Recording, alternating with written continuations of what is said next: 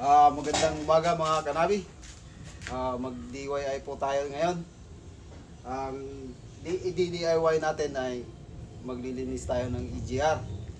Ang ibig sabihin ng EGR, exhaust gas recirculation. Kasi itong sasakyan na to, sabi nung may-ari, mahina daw ang hatak.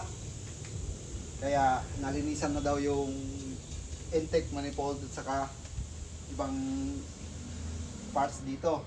Ang hindi na lang nalinisan yung EGR. Kaya nilinisan natin muna yung EGR DIY. Swerteng-swerte yung may-ari. Kasi yung may-ari, yun din may-ari na sasakyan.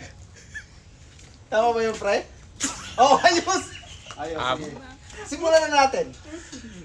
1, 2, takbo! Ayos na. Ito gagawin ito, bay. Ito magandang tools. Mas madaling mag-DIY pag may ganito ka. Diba? Simple lang. Gugulatin mo lang tapos tanggal na. Hindi na, dahan-dahan natin tanggalin. Yung takip. Ayun. Ayos oh. Yan ito nilagay. Comment mga kanabi ha. Kung ano dapat gawin na meron akong na maling ginawa, magko-comment kayo dyan. Kuha tayo ng screw. Ito may lock.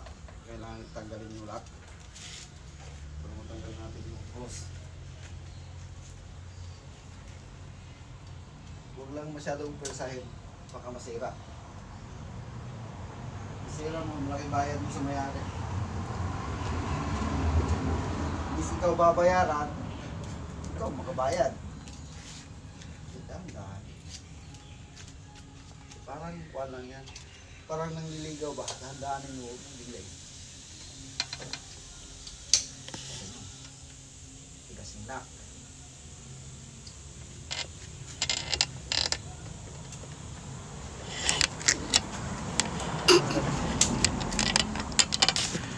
Pare,